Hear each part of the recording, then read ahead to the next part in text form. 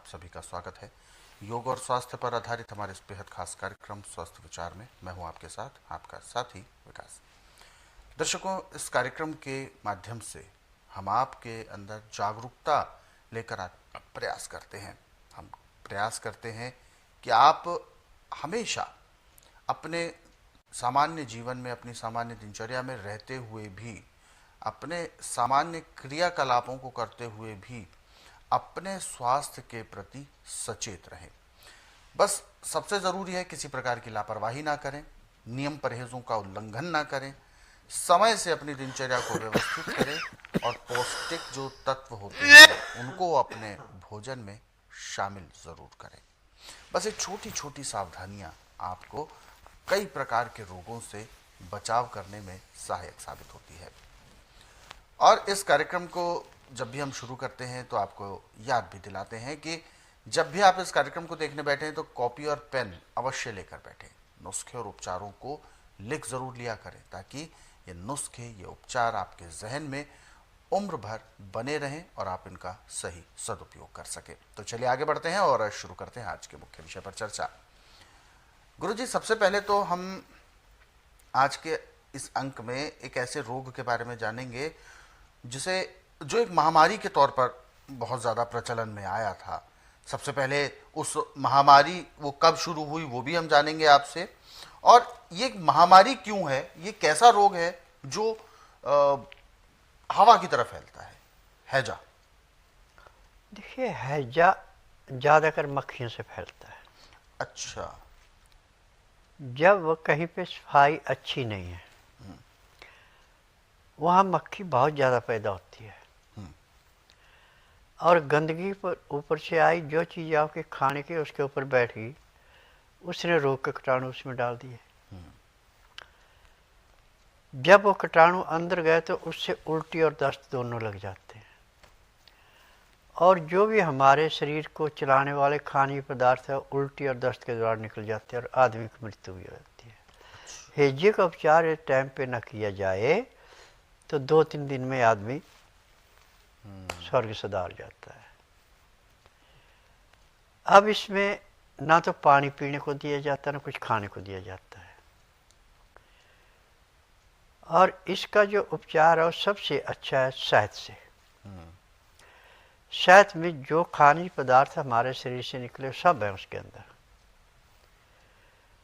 और असली शहद की पहचान है कि आग में जलता नहीं है, किसी भी लिक्विड पदार्थ में घुलता नहीं है,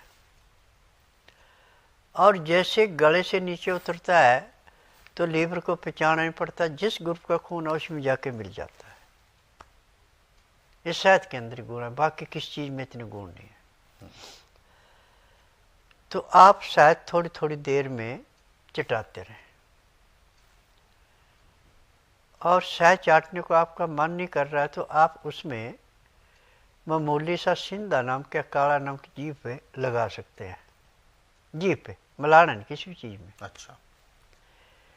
फिर उसके बाद जब आपके उल्टी दस्त बंद हो गए तो फिर नवाए पानी में, ठंडा पानी नहीं, नवाया जो कि उंगली बर्दाश्त कर ले इतना गर्म, उसमें नींबू का रस, शहद, काली मिर्च, ये 3 चीज़ें मिला के उसको पानी देते रहें, परंतु पानी एक बारी में 50 ग्राम से ज़्यादा नहीं पीने को देना।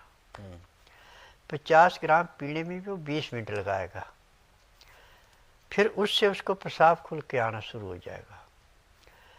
पेशाब खुल के आना शुरू होगा तो उसको नींद भी आएगी। जिसको हैजा हो जाता है उसको नींद नहीं आती, और शरीर में बहुत ज़्यादा दर्दें होती हैं। तो नींबू, काला या सिंधा नमक, काली मिर्च उन दर्दों को भी समाप्त करती है। अब गर्म पानी अंदर जाके आपके लीवर को, पैंक्री को, पित्ते को, आंतों के अंदर फंसे हुए कचरे को निकालने के लिए एक किस्म का अमृत का काम करते हैं। और जब आपको 24 घंटे हो जाए कि ना आपको उल्टी आई ना दस्त आया, फिर आप बासमती के चावल 20 ग्राम, साब्त मूंग की दाल 30 ग्राम, 50 ग्राम, तीनों चीज़ें होगी, पहले इनको अलग अलग धो के मिला दें। अब इसको 3 लीटर पानी में उबालना है मिट्टी के बर्तन में, धीमी आंच पे। जब 3 लीटर का वजन आपके पास समझो कि आधा किलो रह गया तो उसको नीचे उतार लें। अब आपके मूंग और चावल बिल्कुल गल गए, यानी खिचड़ी नहीं बनी, एक इसका सूप बन गया। अब आप गर्म पानी में लहसुन प्याज अदरक पीस के चाहे उसका जूस मिला दें चाहे उसी को मिला दें। अब 2-4 ग्राही आपने खिचड़ी खाई या सूप बन गया तो उसके पिए, फिर 2 घुट पानी पिया। पानी पीने में और खिचड़ी खाने में पूरा 1 घंटा लगाएंगे आप, आस्ता आस्ता लेंगे तो उसके शरीर में आपको चुस्ती भी आएगी। और जब आप खा पी लें तो दांतन कूड़ा करके 5 मिनट के लिए वज्रासन बैठें।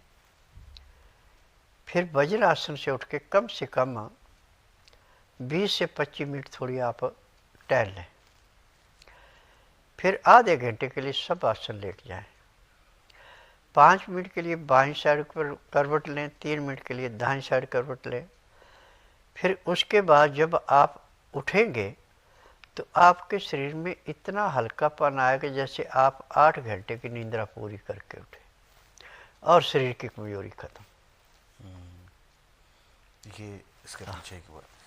तो गुरुजी हम ये भी जानना चाहेंगे कि ये जो रोग है, क्योंकि एक महामारी के तौर पर ये फैला, कब इसकी शुरुआत हुई थी और क्या ये आज के समय में भी इसका अस्तित्व है? ये बहुत पुराना रोग है। अच्छा, तो आज के समय में भी अस्तित्व है क्या इसका? बहुत ज़्यादा है। अच्छा। अब जहाँ पे मांस मछली ज़्यादा चलती है वहाँ पे तो बड़ी तेजी से फैलता है, और जहाँ पे सफाई ढंग से नहीं होती वहाँ पे तेजी से फैलता है। परंतु आजकल साइंस ने एक फार्मूला पकड़ लिया है कि इसकी एडवर्टाइजमेंट इन्होंने देते जी। अपने आप कंट्रोल करने की कोशिश करते हैं और ग्लूकोज चढ़ाते रहते हैं। और ग्लूकोज भी डुप्लीकेट चढ़ता है तो रोगी बचता नहीं है। यदि ओरिजिनल ग्लूकोज है तो उससे थोड़ी राहत मिलती है। तो बिल्कुल आपने जो ये चीज़ें सुनी, ये आप सभी के लिए बहुत ज़रूरी है कि कैसे इस तरीके के रोग हमें परेशान करते हैं। ये रोग ख़ास तौर पर जो घरेलू मक्खियाँ होती हैं, मच्छर होते हैं, ये उनसे ज़्यादा फैलने के इसके जो संभावनाएं हैं वो और बढ़ जाती हैं। इसीलिए ऐसा बोलते हैं, साफ सफाई का ध्यान आप ज़रूर रखें। भोजन पर किसी भी तरह से मक्खी, मच्छर या कोई कीट पतंगे नहीं आने चाहिए। भोजन को सदैव ढककर रखें और जब भी आपको खाना है तो ध्यान रखें आसपास मक्खियाँ ना हो, उसका इंतज़ाम आप पहले ही कर लें। क्योंकि जितनी ज़्यादा साफ सफाई आप अपनाएंगे उतने ही आप ज़्यादा स्वस्थ रह पाएंगे। जहाँ भी थोड़ी सी गंदगी होती है वो गंदगी धीरे धीरे अपने आप फैलती है। ऐसा नहीं है थोड़ी सी गंदगी है तो वो उतनी ही रहेगी, वो आप उसको नहीं छुएंगे तो वो और ज़्यादा फैलती रहेगी। बैक्टीरियाज है, जो भी कीटाणु हैं, ये सब चीज़ें अपने आप को विकसित करते रहते हैं, अपने आप को प्रजनन करते रहते हैं और वो बढ़ते रहते हैं, जिस वजह से वो आपके घर में फैल जाते हैं। तो इसीलिए घर की साफ़ सफाई रखें ताकि मच्छर, मक्खी ये सब प्रवेश ना कर सकें। बिल्कुल साफ़ सफाई होगी। भोजन जब भी आपको पकाना है, खाना है, बर्तन साफ़ सुथरे हों। जब भी आप बर्तन का प्रयोग करें तो उसको धोएं अवश्य। चाहे धुले हुए बर्तन रखे हैं, लेकिन अगर आपने उसमें भोजन को रखना है तो उसे एक बार फिर से धोएं, ताकि अगर इस दौरान कोई उसमें से कोई कीड़ा या कोई मक्खी, मच्छर ये सब अगर बैठे हों, उसके जो कीटाणु हैं वो आपके भोजन में प्रवेश ना कर सके। इन छोटी छोटी बातों को अगर आप ध्यान रखेंगे तो आप यकीनन अपने आप को स्वस्थ बनाए रखने में सफल हो पाएंगे। हैजा, जो कि संक्रमण का एक रोग माना जाता है, इसको भी हम ठीक कर सकते हैं, यानी आयुर्वेद के तरीके से। तो कैसे ये ठीक होगा, गुरुजी ने आपको पूरी प्रक्रिया बताई है, पूरा विधि बताई है, उसे करें, यकीनन आपको लाभ मिलेगा। इसीलिए हम आपको बार बार याद भी दिलाते हैं कि जब भी आप इस कार्यक्रम को देखने बैठें तो कॉपी और पेन ज़रूर लेकर बैठा करें, कोई भी नुस्खे आपसे छूट ना जाएं। और दर्शकों, यदि आप इस कार्यक्रम में अभी जुड़ना चाहते हैं, किसी भी तरह का कोई सवाल आपके जहन में है आपके शारीरिक कष्टों को लेकर, हमें कॉल करें या व्हाट्सएप के जरिए आप हमें अपना संदेश भेज सकते हैं। व्हाट्सएप मैसेज में आपको लिखना है अपना नाम, उम्र, कहाँ से बात कर रहे हैं और पूरा सवाल। आगे बढ़ते हैं और जो व्हाट्सएप मैसेजेस हमें दर्शकों ने भेजे हैं उनको ज़रूर हम इस कार्यक्रम में शामिल करेंगे। और ये व्हाट्सएप मैसेज